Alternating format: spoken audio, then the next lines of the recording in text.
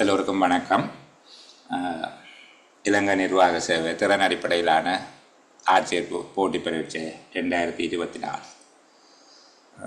ஜூலை மாதம் 2ஆம் தேதி 2024 சேலமர்வனுடைய 2ஆம் பாகம் தாவண விதிக்கோவை தொகுதி 1 அதனுடைய 8வது அத்தியாயம் தொடர்பாக பேச இருக்க போகிறோம். மேலதிக நேரப்படிகள், விடுமுறை நாட்கள் மற்றும் விடுமுறை நாள் சம்பளங்கள், படிகள் தொடர்பாக சுருக்கமாக சொன்னால் மேலதிக நேர கொடுப்பனவு, விடுமுறை தின கொடுப்பனவு தொடர்பாக இது ஒரு சின்ன அத்தியாயம். நான் நினைக்கிறேன் ஒரு 5 பேப்பரில் இருக்கும், 10 பக்கங்களில் இருக்கிறது. ஆனால் நிறைய பரீட்சைகளில் இதை பற்றி கேட்டிருக்கிறாங்க. இதுக்கான தவிர்க்கப்பட்ட பரீட்சைகள் இல்லை. 2017 இலங்கை நிர்வாக சேவை பரீட்சையில் 8 புள்ளிகளுக்கு கேள்வி வந்தது. 2019 இலங்கை நிர்வாக சேவை பரீட்சையில் 8 புள்ளிகளுக்கு கேள்வி வந்தது. நான் நினைக்கிறேன் MSO சுப்ரா எக்ஸாமில் இதில் கேள்வி வந்தது. முக்கியமான உயர் பரீட்சைகளுக்கு இந்த அத்தியாயத்தின் மீது கூடுதலாக கவனம் செலுத்தப்படுது. மிக முக்கியமாக என்ன பிரச்சனை என்றால் அந்த சொல்லாட்சியில் கொஞ்சம் கவனம் எடுக்க வேண்டும். மேலதிக நேர பணி கட்டுப்பாடு என்று கேட்கறது என்ன?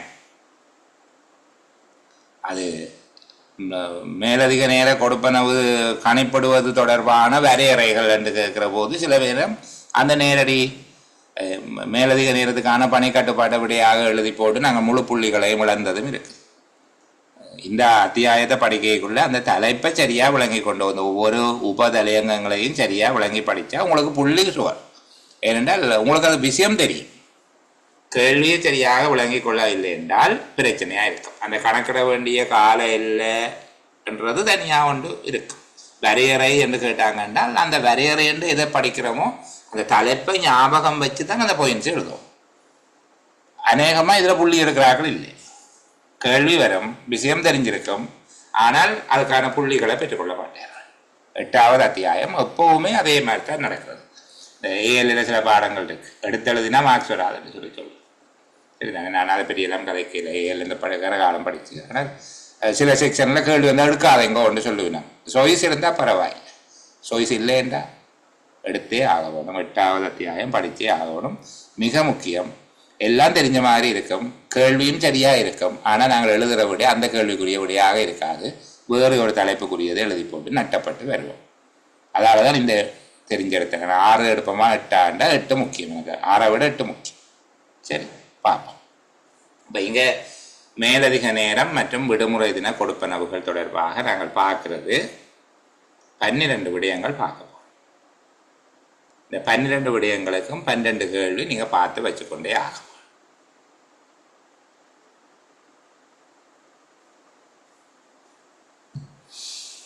இந்த மேலதிக நேரப்படி செலவிடுவதற்கான அங்கீகாரம் தொடர்பில் பெரிய அளவுக்கு நான் அதை பற்றி எல்லாம் கவனிக்கிறேன்.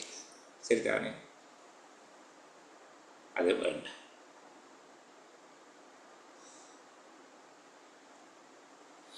மேலதிக நேரப்படி செலுத்த முடிந்த சந்தர்ப்பங்கள். மேலதிக நேரப்படி செலுத்தக்கூடிய சந்தர்ப்பங்கள், இந்த 3வது பகுதி கவனமாக பார்த்துக்கொள்ளுங்க. அந்த கேள்வியை அப்படித்தான் கேட்பாங்க. மேலதிக நேரப்படிகளை செலுத்தக்கூடிய சந்தர்ப்பங்கள், செலுத்த முடிந்த சந்தர்ப்பங்கள் என்று சொல்லி பார்ப்பாங்க. வேறு எந்த வழியும் இல்லாத அது விசேட சந்தர்ப்பங்களில் மாத்திரம் செலுத்த வேணும். நான் எளிமையாக இலகுவாக சொல்லி கொண்டு போகிறேன், உங்களுக்கு தெரியும் என்கிறதால இதை சொல்லி நாங்கள் எங்களோட நேரத்தை வீணாக்க வேண்டாம். அந்த இதுக்குள்ளே முடிக்க பார்க்குறோம். இந்த டைம் மேலதிக நேர கொடுப்பனவு செய்ய வேண்டியது வேறு எந்த வழியும், குறித்த பணியை நிறைவேற்றுவதற்கு வேறு எந்த வழியும் இல்லாத அதிவிசேட சந்தர்ப்பங்களில் மாத்திரம். திணைக்களத்தில் அந்த வேலைகளை நிறைவேற்றுவதற்கு வேறு பொருத்தமான வேலை திட்டம் ஒன்றை அமைத்து கொள்ள முடியாத சந்தர்ப்பத்தில். 2வது, குறிப்பாக விதித்துரைக்கப்பட்ட ஸ்பெசிஃபிக்காக சொல்லப்பட்டிருக்க வேணும். வழமையான கடமைகளில் இருந்து முற்றிலும் புறம்பானது, அவசரமானது, வழமையான கடமை நேரத்தில் மேற்கொள்ள முடியாதவை ஆகிய வேலைகளுக்கு மாத்திரம். இது 2017 எக்ஸாமில் இந்த பகுதி அப்படியே 8 புள்ளிக்கு கட்டுரை கேள்வியாக கேட்டிருந்தவங்க லிமிட்டட் ஆக்களுக்கு. முடியுமான நீங்கள் அப்படியே ஒவ்வொரு தலையங்கத்தைகளே நான் சொன்னது போல் சின்ன சின்ன ப்ரெசன்டேஷன் தயவு செய்து செய்யுங்க. திருப்பி திருப்பி சொல்லி பாருங்க.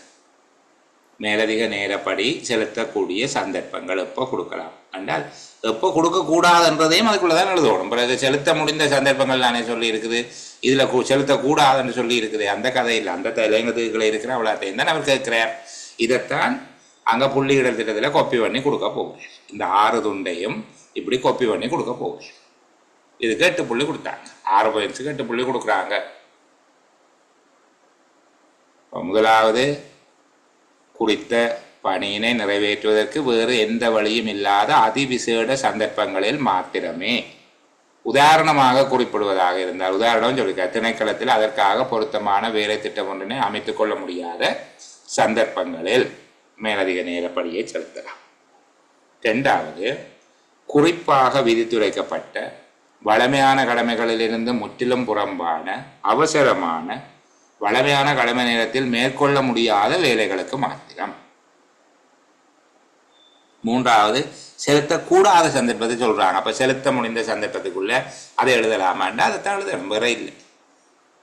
சாதாரண விடய பரப்பில் உள்ளடக்கப்பட்ட வேலைகள், உத்தியோகத்தர் ஒருவரின் கவனஈனம் காரணமாக அல்லது அலுவலக முறைமையை பின்பற்றாமை காரணமாக அலுவலக முறைமைகளை தட்டி கழித்தமையால் உரிய காலத்தில் ஆற்ற முடியாமல் ஒன்று சேர்ந்த பணிகளுக்கு மேலதிக நேரப்படியை செலுத்தக்கூடாது. 4வது, அவசரமான சந்தர்ப்பம் ஒன்றில் ஒரு சில மணித்தியாலங்கள் மேலதிகமாக பணியாற்றும்படி ஒரு உத்தியோகத்தர் பணிக்கப்பட்டுள்ள சந்தர்ப்பங்களில் மேலதிக நேரப்படியை செலுத்துவதற்கு அனுமதிக்கக்கூடாது.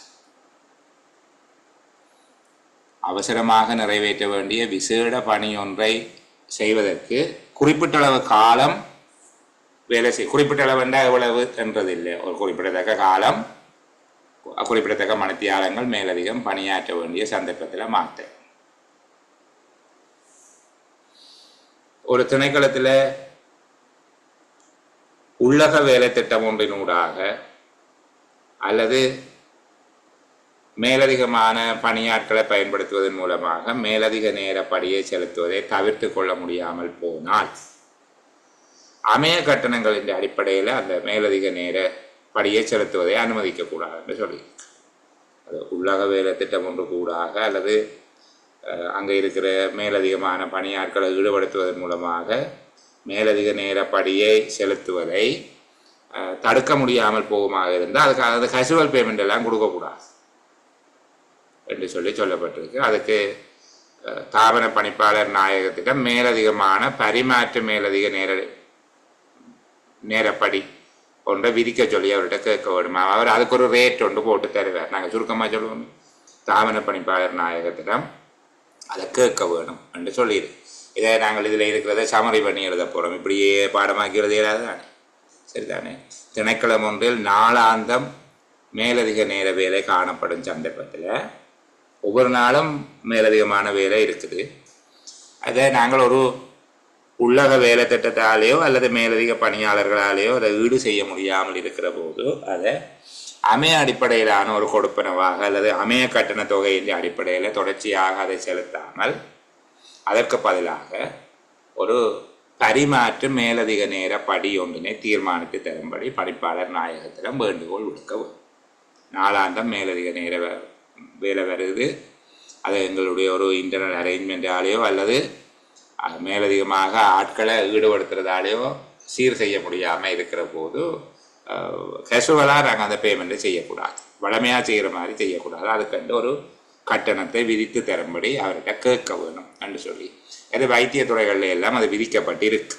இப்படியான கொடுப்பனவுக்கு ஏற்கனவே அவர்கள் அனுமதி எடுத்து வைத்திருக்கிறார்கள். அதுவே சிறப்பாக தான் இருக்கிறது வேறு, ஆனால் அப்படி இருக்கு. அதே போல் உத்தியோகத்தரால் லீவில் போயிட்டார் அல்லது பதவி ஒன்றில் வெற்றிடம் இருக்குதுன்ற ஒரே காரணத்துக்காக அதுக்கு மேலதிக நேரப்படியே கொடுக்கக்கூடாது. அது தொடர்பில் வேறு மார்க்கங்கள் இல்லாத சந்தர்ப்பத்தில் மட்டும் அதை கருத்தில் கொள்ளலாம்.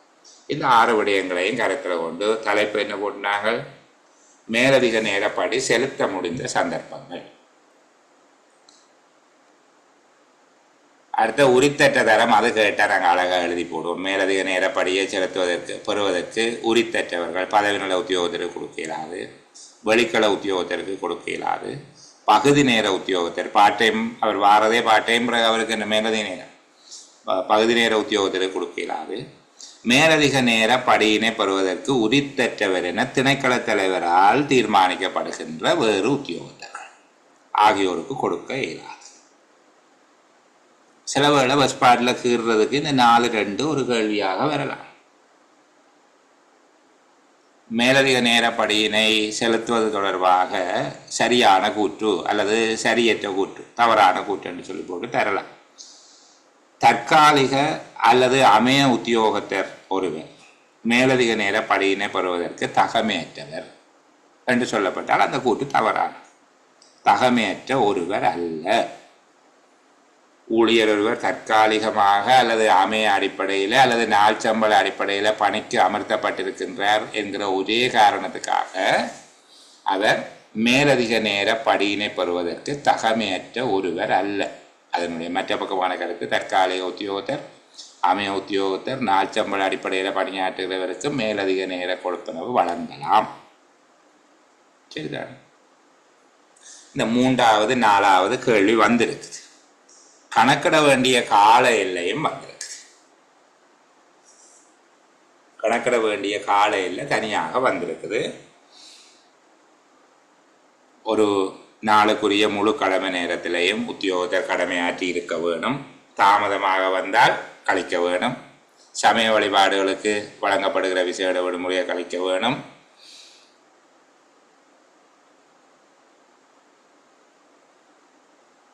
வளமையான கடமை நேரத்துக்கு மேலதிகமாக கீழே இருக்கிற எல்லா விதிகளையும் பார்த்து கொடுக்க வேணும் என்று சொல்லியிருக்காங்க. 1வது விதி என்ன சொல்லியிருக்கிறோம்? முழு கடமை நேரத்திலேயும் உத்தியோகத்தர் பணியாற்றி இருக்க வேணும். தாமதமாக வந்தால், 6 நாள் லீவ் எடுத்தால், சமய வழிபாட்டுக்கு விசேட விடுமுறை எடுத்தால், இந்த வகையாக இழக்கப்பட்ட காலத்தை ஈடு செய்து அதுக்கு மேலதிகமாக வந்தால்தான் செய்ய வேண்டும். ஒரு தடவையில் 1/2 மணித்தியாலம், ஒரு நாளுக்கு 1 மணித்தியாலம் குறைஞ்சால் மேலதிக நேரப்படியை கொடுக்கக்கூடாது.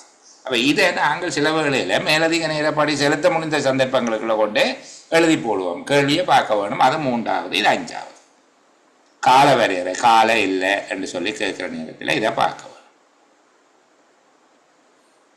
அடுத்தது மேலதிக நேர கணிப்பீடு கால் மணித்தியாலங்களின் அடிப்படையில் பார்க்கணும். அதை விட குறைஞ்ச அலகுகளுக்கு கணிக்கக்கூடாது. 1/4, 1/2, 3/4, 1 என்று சொல்லி பார்க்க வேணும். அடுத்தது விழிப்பாக இருக்க வேண்டிய சந்தர்ப்பங்களில் வளமையான கடமை நேரத்துக்கு புறம்பாக கடமைக்கு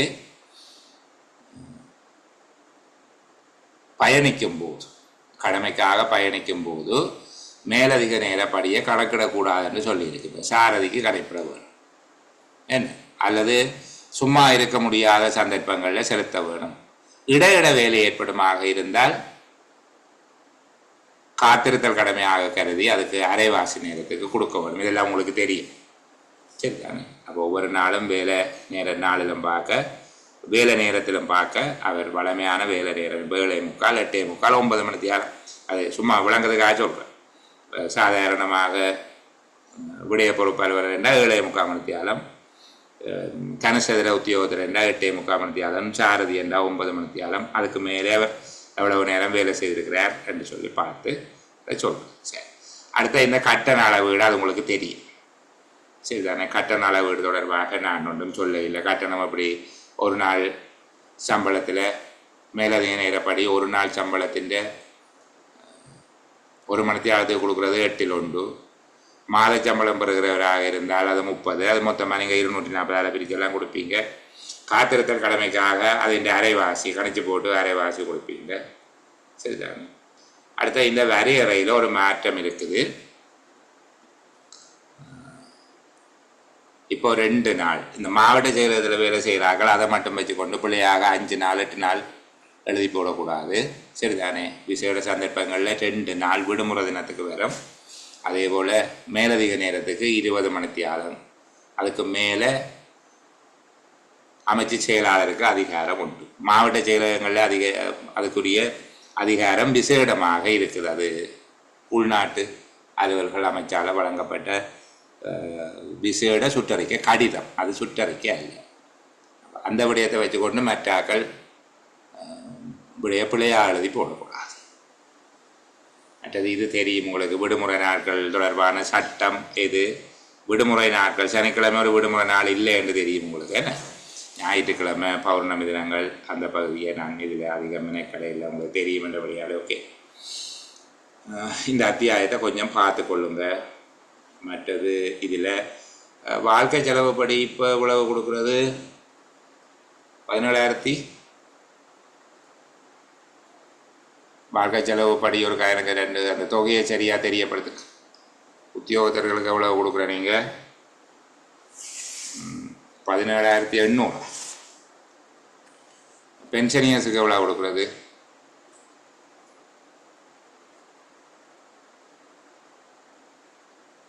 ஐயோமாருக்கு தெரியலைன்னா எனக்கும் தெரியாது. ஓகே, 17,800.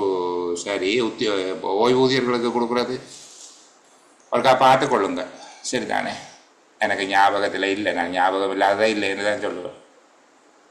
ஓய்வூதியர்களுக்கான வாழ்க்கை செலவு படி, அதே போல் மாதச்சம்பளம் பெறுகிற அரசாங்க உத்தியோகத்தர்களுக்கான வாழ்க்கை செலவு படி, அந்த தொகையை பார்த்து வச்சு கொள்ளுங்க. அந்த சேவை நிலையப்படி ஒரு தடவை கேட்டவங்களுக்கு ஒரு 2 புள்ளிக்கு ஒரு தரம் எழுதிடு என்ன நாங்கள் பார்த்து வைக்கிற கடைசியாக இருந்தபடியால் கடல் மட்டத்தில் இருந்து 5,000 அடிக்கு மேற்பட்ட உயரத்தில் அமைந்துள்ள சேவை நிலையத்தில் பணியாற்றும் ஒவ்வொரு உத்தியோகத்திற்கும் வேலை நிலைய படி ஒன்று அவருடைய இணைந்த சம்பளத்தில் 8% கொடுக்க வேண்டும் என்று சொல்லப்பட்டிருக்கு. இவ்வளவுதான் இதுக்குள்ளே நாங்கள் சொல்லக்கூடியது. நான் கூடுதலாக அதில் நேரம் எடுக்க இல்லை, உங்களுக்கு தெரிஞ்ச பகுதி என்கிறத வச்சுக்கொண்டு.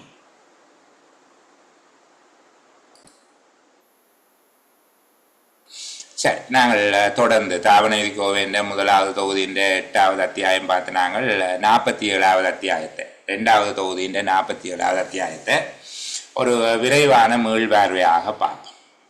இந்த பகுதிகளையும் நீங்கள் தவற விடாதீங்கோ.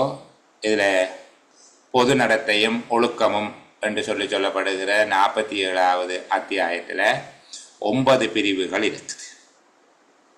இந்த 9 பிரிவுகளில் அரசாங்க அலுவலர்கள் அரசியலில் ஈடுபடுதல் என்கிறது தனியான ஒரு அத்தியாயமாக தாபன விதி கோவிந்த 1ஆம் தொகுதியில் இருக்கிறபடியால் நாங்கள் அதில் அதை கவனமாக பார்க்க போகிறோம். சரிதானே?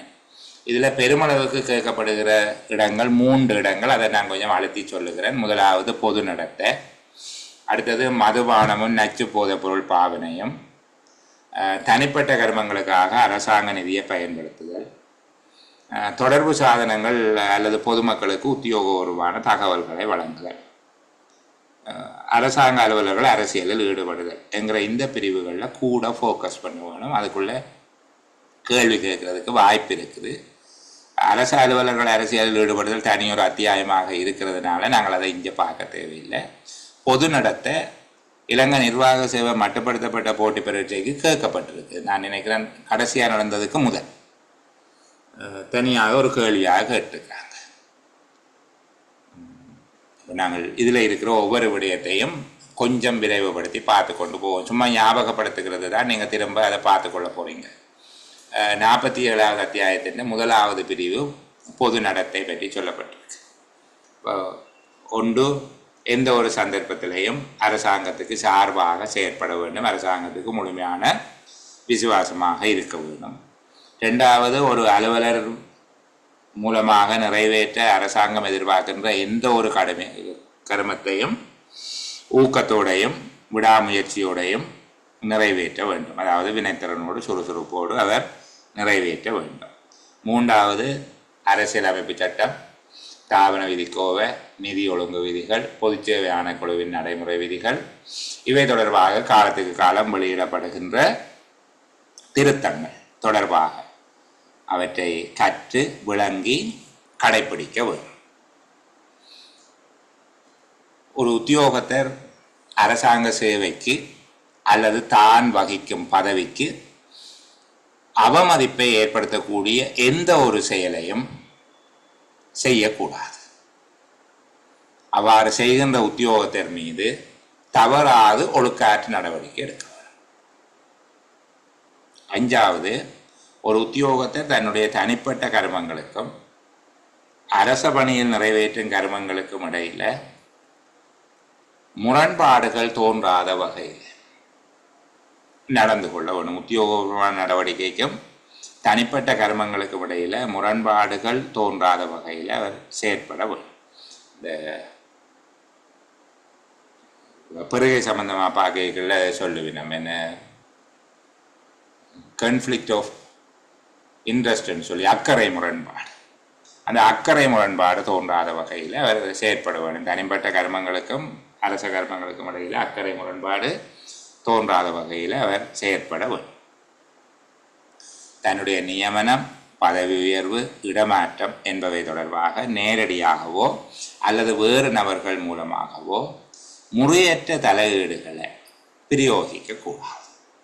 அரசாங்க உத்தியோகத்தர் ஒருவர் நியமனம், பதவி உயர்வு, இடமாற்றங்கள் போன்ற நடவடிக்கைகள் சார்ந்து எந்த விதமாக நேரடியாகவோ மறைமுகமாகவோ தூண்டுதல் செய்யக்கூடாது. இது நாங்கள் அரசாங்க சேவை ஆணைக்குழுவுக்குள்ள சுதந்திரத்துக்குள்ள பார்த்து நாங்கள் அப்படி தலையீடு செய்கிறவர் தண்டிக்கப்படலாம். நாங்கள் இங்கே தலையிடக்கூடாது என்று சொல்லி முறையற்ற நலன்களை பெறும் நோக்கில் கடமைகளை பரிமாற்றம் செய்யக்கூடாது. கடமைகளை பரிமாற்றம் செய்தல் என்பதனுடைய பொருள் செய்ய வேண்டிய ஒரு கர்மத்தை செய்யாமல் விடுகிறது அல்லது செய்யக்கூடாத ஒரு கர்மத்தை செய்கிறது.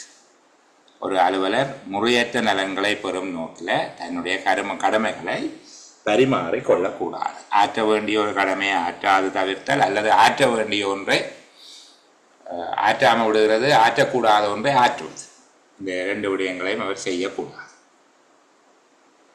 பொதுமக்களுக்கு தயங்காமல் உதவி செய்ய வேணும், கண்ணியமான முறையில் நடந்து கொள்ள வேணும். அந்த அடுத்த வடிவத்தை கீழே கொண்டு போகிறோம்.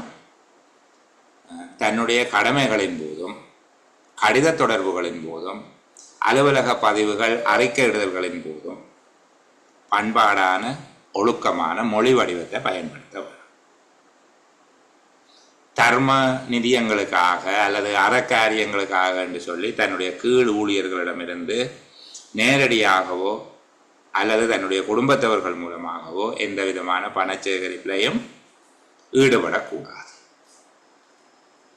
அலுவலக நேரத்தில் அல்லது அலுவலக நேரத்துக்கு புறம்பான நேரத்தில் செயலாளரின் விசேட அனுமதி இல்லாமல், செயலாளர் என்றால் அது அமைச்சு செயலாளரைத்தான் கருதும், செயலாளருடைய விசேட அனுமதி இல்லாமல் தனிப்பட்ட கர்மங்கள் இதற்கும் அரசாங்க ஊழியரை ஈடுபடுத்துவது அல்லது அரசாங்க சொத்துக்களை பயன்படுத்துவது முழுமையாக தடை செய்யப்பட்டிருக்கு.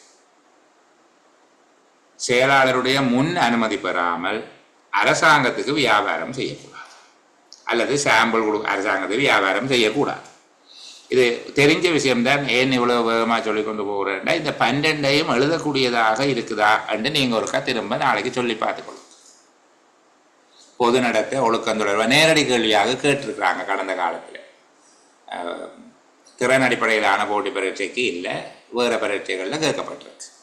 அப்போ நேரடியாக அப்படியே கேட்டிருக்கிறபடியால் ஒரு கேள்வி அப்படி கேட்கக்கூடாதுன்னு சொல்லியில் அந்த பகுதியை இது ஒரு கேள்வி அமையக்கூடிய விதம், அமையக்கூடிய ஒரு பகுதி. என்ன எல்லாம் அப்படி செட்டாக அமையாது, இது இருக்குது. இப்போ இதில் சொல்லக்கூடியதை இன்னும் அழகான மொழி நடையில் நான் இதில் இருக்கிறத விட கொஞ்சம் மாற்றி தான் சொன்னான், எளிமையாக விளங்கி கொள்ளக்கூடிய மாதிரியாக. உதாரணத்துக்கு உத்தியோகபூர்வ மதியுரைகளை விளங்கி கடைப்பிடிக்கிறதுன்ற இதில் இருக்கிறத விட பிஎஸ் ரெகுலேஷனில் இன்னும் கொஞ்சம் அழகாக இருக்குது. அப்புறம் அதையும் சேர்த்து சொன்னாங்க. அரசியலமைப்பு சட்டம், தாபன விதிக்கோவை, நிதி ஒழுங்கு விதிகள், பொதுச்சேவை ஆணைக்குழுவின் நடைமுறை விதிகள், இவை தொடர்பாக காலத்துக்கு காலம் மேற்கொள்ளப்படுகின்ற மாற்றங்கள் மற்றும் திருத்தங்கள் போன்றவற்றை கற்று விளங்கி கடைப்பிடிக்க வேண்டும் என்று சொல்லி எழுதுகிற போது வாசிக்கிறவர் முடிச்சா எழுதியிருக்கிறாங்க. உங்களுடைய புள்ளிகளை குறைக்கவர் விரும்ப மாட்டார். வாசிக்கிறவரும் உங்களை விட ஒரு சீனியர் தான் வேற போகிறார், எங்களை போல ஒரு ஆள் தான் அந்த பேப்பரை திருத்த போகிறார். அப்போ அவர் வழங்கப்பட்ட புள்ளிகள் திட்டத்தை தெளிவாக நீங்கள் எழுதியிருக்கிறீர்கள் என்று சொன்னால் அவர் 8 புள்ளிகளை கொடுக்குறதுன்னா ஒரு 7 புள்ளியாவது கொடுக்க பார்ப்பார். ஆக கடைசி 6 புள்ளியை கொடுக்க பார்ப்பார். அப்புறம் 8க்கு 6 எடுத்துக்கொண்டு வரைக்கும் உங்களுக்கு 100க்கு 75 புள்ளி. ஒரு விஷயம் ஞாபகம் வச்சுருங்க, ஒரு பரீட்சையில் 65 புள்ளிக்கு மேலே சராசரியாக எடுத்தால் நியமனம் நிச்சயம். அப்போ அதை அடிப்படையாக வச்சு கொண்டீங்க ஒரு 75-80 லெவலுக்கு படிக்க வேணுமெண்டா எப்படி எழுதி பாருங்க, இயலமான வரைக்கும் எழுதி பாருங்க. நான் இன்னொன்று சொல்கிறேன்னா, இப்போ நீங்கள் எழுதி பழக இல்லைன்னா எக்ஸாம் கோலில் உங்களோட கை உங்களுக்கு பிரச்சனை கொடுக்கும். நாளாந்தம் எழுதுங்க, குறுக்க சொத்தியா அப்படி எழுதி அந்த குறிப்பெடுக்கிறேன்னு சொல்லி கிறுக்கி எழுதாதீங்க. பரீட்சை மண்டபத்தில் நீங்கள் எழுத போகிற மாதிரி அழகாக அந்த எழுத்தை எழுதி பழகினீங்கன்னா தானே. அப்போ பொது நடத்தை தொடர்பாக கேட்டால் நாங்கள் எழுதுறதுக்கு திருப்பி ஒருக்கா இந்த பகுதியை பார்த்து கொள்ள வேண்டும். சரி, அடுத்தது மதுபான நச்சு போதைப் பொருள் தொடர்பான ஏற்பாடு. அரசாங்க அலுவலர்களுடைய நடத்தை தொடர்பில் மதுபான நச்சு போதைப் பொருள் பாவனை தொடர்பாக ஏற்படுத்தப்பட்டுள்ள விதிகள் அல்லது அது தொடர்பான முக்கியமான அம்சங்கள் ஏதோ இந்த கேள்வியை கேட்டால் உங்களுக்கு தெரியும். சரிதானே? முதலாவது இந்த மதுபானத்திலிருந்து தொடங்கும்.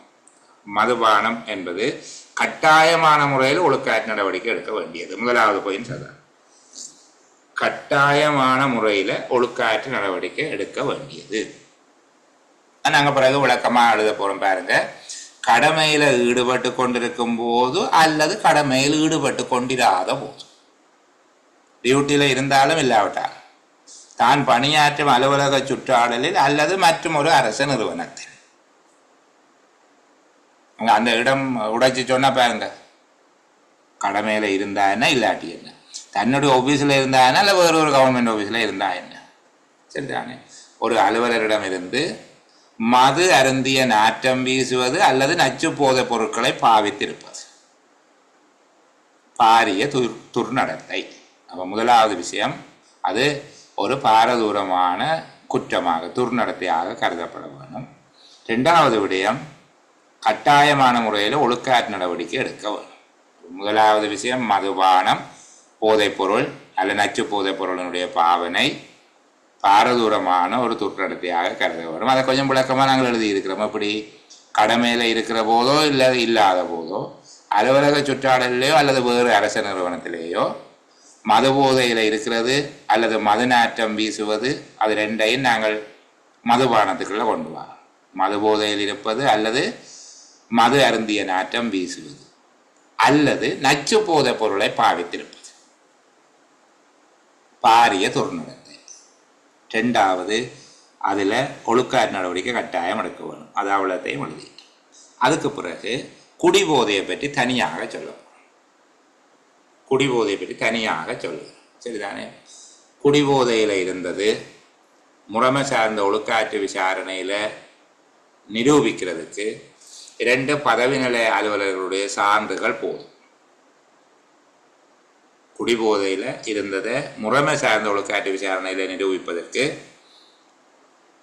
பதவி நிலை மட்டத்திலான அலுவலர்கள் 2 சாட்சி போதுமானது.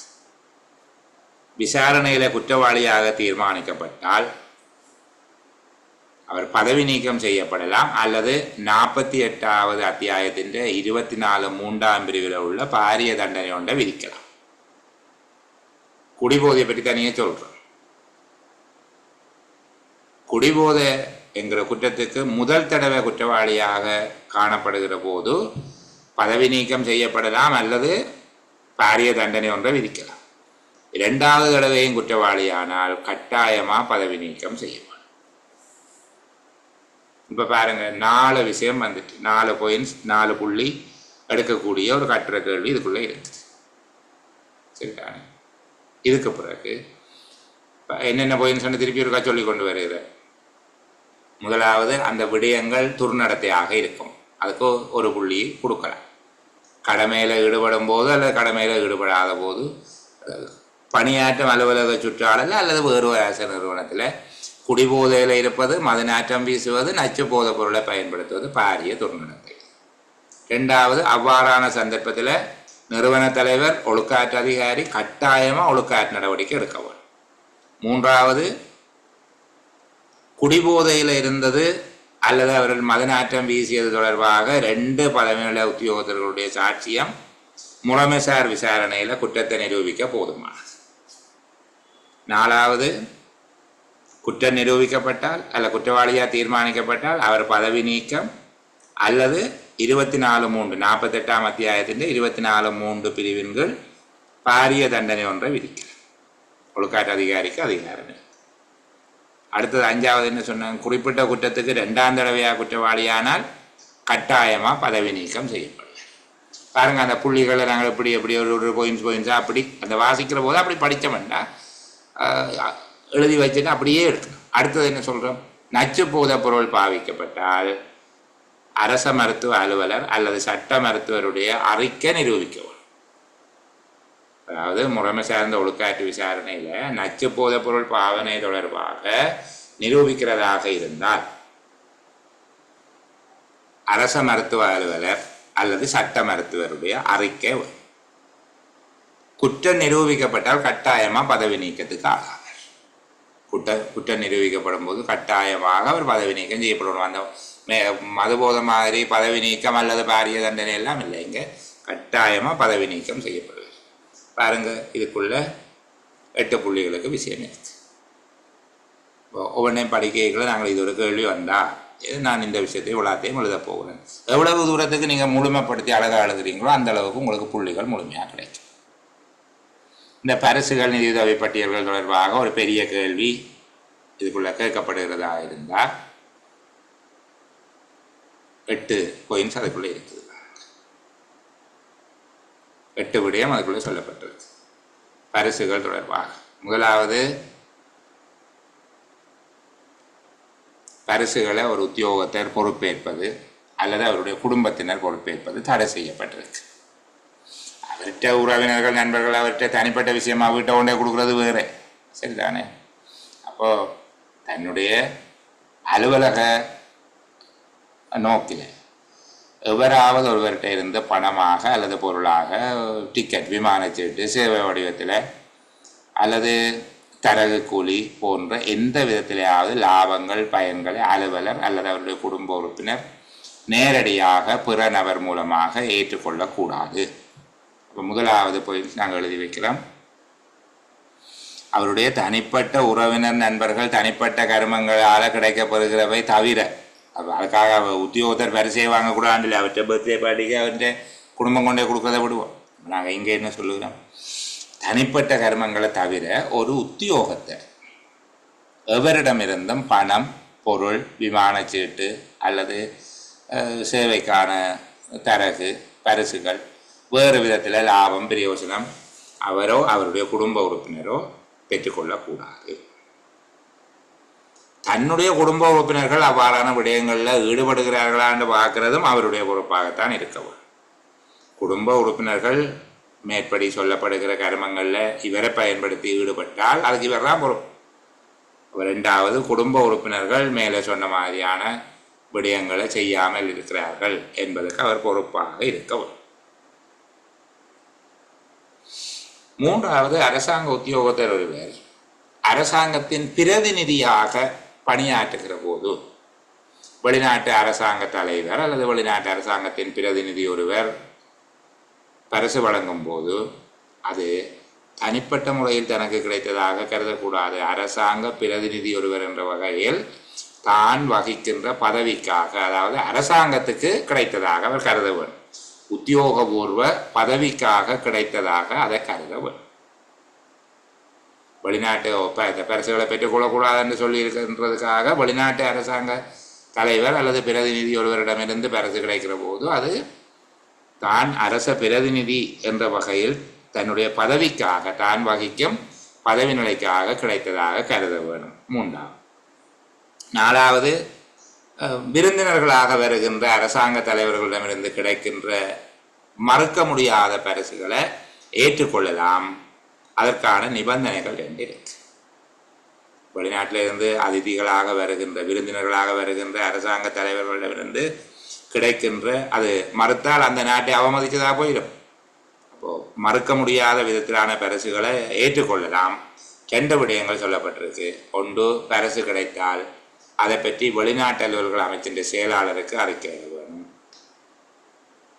2வது, அதனுடைய பெறுமதி 5000 ரூபாவுக்கு குறைவானது என்று சுங்கப்பணிப்பாளர் நாயகம் மதிப்பீடு செய்கின்ற பரிசுகளை அவரே வைத்துக் கொள்ளலாம். அவருக்கு வழங்கப்படும். வெளிநாட்டு அலுவல்கள் அமைச்சு செயலாளருடைய அனுமதியோடு அது அவருக்கு வழங்கப்படும். 5000 ரூபாவுக்கு மேற்பட்ட பரிசுகள் அதற்காக விதிக்கப்படுகின்ற தீர்வைகளை செலுத்தி அவர் பெறுவதற்கு விரும்பினால் வெளிநாட்டு அமைச்சு செயலாளருடைய விதிப்புக்கு அமைவாக, வெளிநாட்டு அமைச்சு செயலாளரால் விதிக்கப்படுகிற கட்டளைகளுக்கு அமைவாக அந்த பரிசுகள் தொடர்பாக பொருத்தமான நடைமுறையை அவர் கையாளலாம். அப்போ இது 4வதுல 2 பிரிவாக பிரித்து சொல்லுகிறோம். சுருக்கமாக சொன்னால், வெளிநாட்டிலிருந்து வருகிற அரசு தலைவர்களிடமிருந்து கிடைக்கின்ற பரிசுகளை மறுக்காமல் பெற்றுக்கொள்ள வேணும். ஆனால் 2 நடவடிக்கை இருக்குது.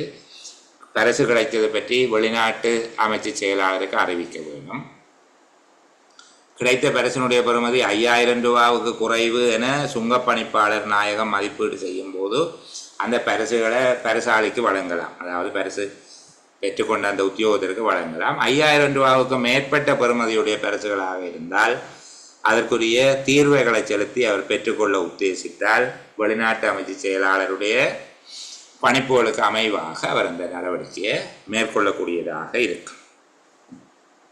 ஒரு அலுவலருக்காக சேகரிக்கின்ற பணம், சில சந்தர்ப்பங்களில் ஒரு அலுவலர் மீது பொதுமக்கள் கொண்டுள்ள ஆதரவை காட்டுவதற்காக ஏதேனும் பணம் சேகரிப்பதாக இருந்தால் அவருடைய அந்த நபரின் பெயரில் பொதுமக்கள் நன்மை அடையக்கூடிய ஏதாவது ஒரு நல்ல செயலுக்கு அதை ஈடுபடுத்தலாம். ஒரு அலுவலர் மீது பொதுமக்களின் ஆதரவை காட்டுவதற்காக சேகரிக்கப்பட்ட பணத்தை பொதுமக்களின் ஆதரவுக்கு ஆளான அந்த நபரினுடைய பெயரில் பொதுமக்கள் நன்மை அடையக்கூடிய ஒரு நல்ல செயலுக்கு பயன்படுத்தலாம். அவருக்கு காசு சேர்த்து வீட்டை கொடுத்து விடக்கூடாது என்றதான் கருத்து. ஒரு அலுவலருக்கு பாராட்டு பத்திரங்கள், நம்பிக்கடிதங்கள் என்பது பாராட்டு பத்திரங்கள், பரிசுகள் வழங்குவதற்காக ஏற்படும் செலவுகளுக்கு கீழ் அலுவலர்களிடமிருந்து பணம் சேகரிப்பது தடை செய்யப்பட்டிருக்கு. நான் இதை பற்றி வேறு ஒரு விளக்கமும் சொல்லல, எக்ஸாமுக்கு எழுதுறதுக்கு படிக்கிறோமா.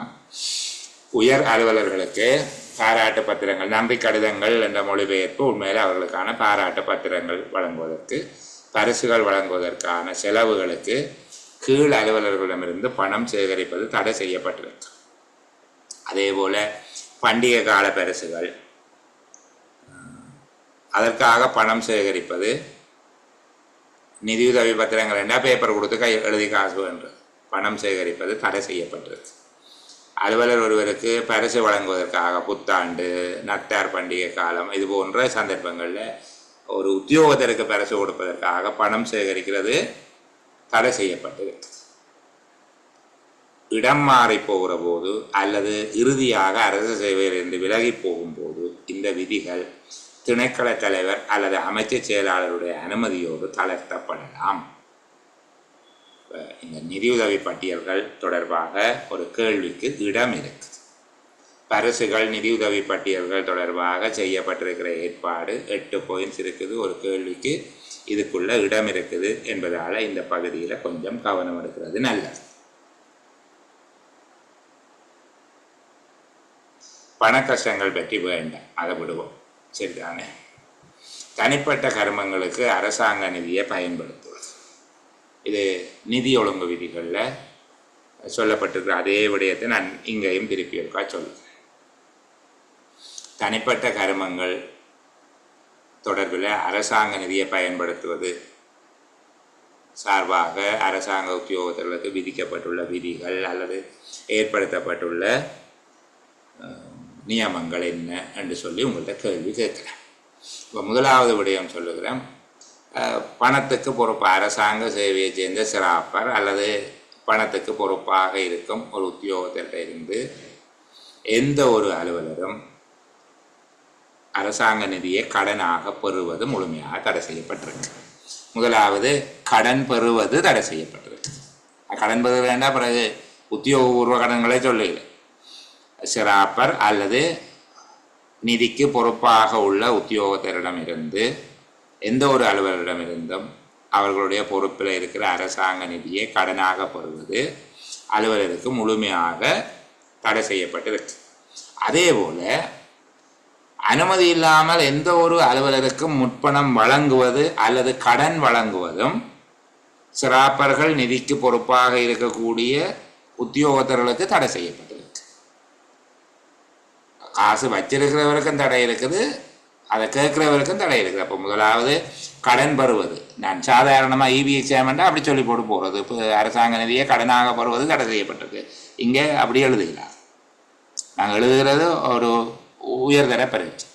அரசாங்க சேவையில் உள்ள சிராப்பர் அல்லது நிதி பொறுப்பாளர் அரசாங்க நிதிக்கு பொறுப்பாக உள்ள வேறு அலுவலரிடமிருந்து அவருடைய பொறுப்பில் இருக்கிற அரசாங்க நிதியை கடனாக பெறுவது முழுமையாக தடை செய்யப்பட்டிருக்கு. இரண்டாவது, சிராப்பர் நிதி பொறுப்பாளர் அரசாங்க நிதிக்கு பொறுப்பான எந்த ஒரு அலுவலரும் அனுமதியின்றி எவரேனும் ஒரு அலுவலருக்கு முற்பணம் கடன் வழங்குவது முழுமையாக தடை செய்யப்பட்டிருக்கு. மூன்றாவது, அரசாங்க நிதியை குறுகிய ஒரு காலப்பகுதிக்காயினும் தனிப்பட்ட கருமங்களுக்கு பயன்படுத்துவது பாரதூரமான குற்றமாக கருதப்பட வேண்டும். அரசாங்க நிதியை தனிப்பட்ட கருமங்களுக்கு குறுகிய காலப்பகுதிக்காவது பயன்படுத்துவது பாரதூரமான குற்றமாக கருதப்பட வேண்டும்.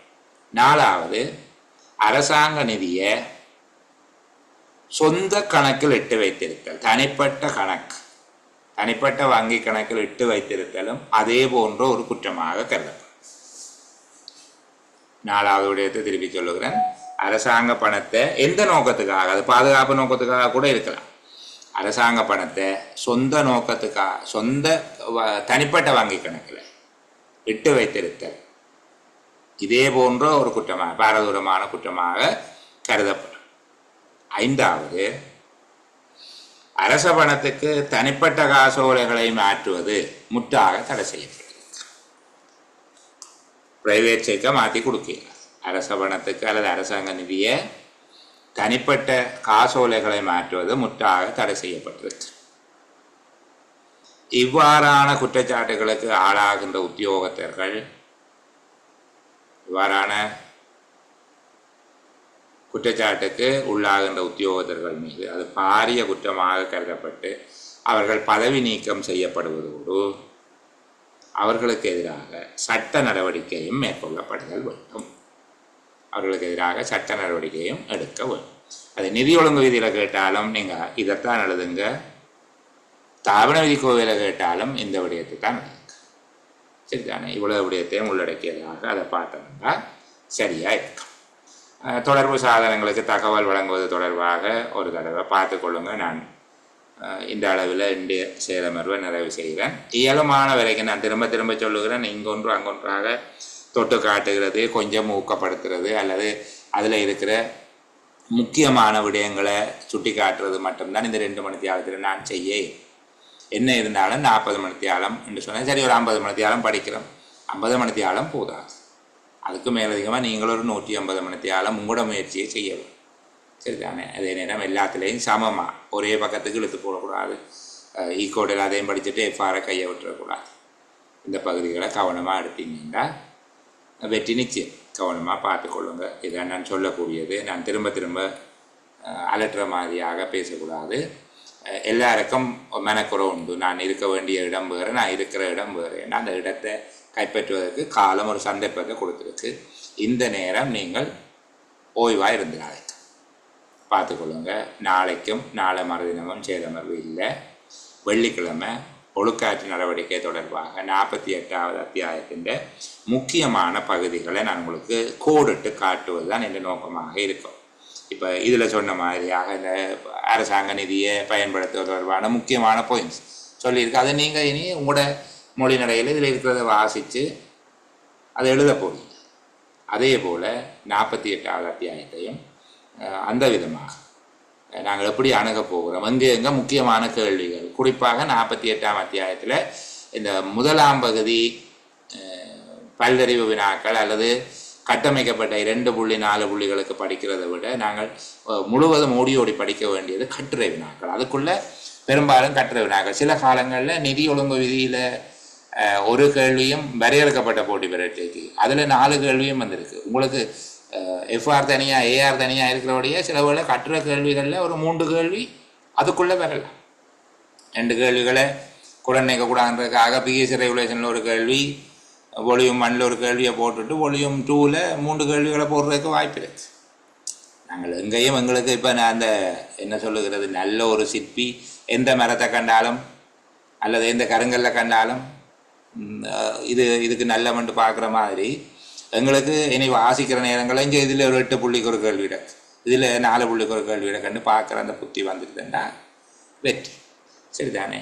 நாள் கடந்து போகையில் இப்போ இருந்து நாங்கள் வேகமாக ஓடலாம்.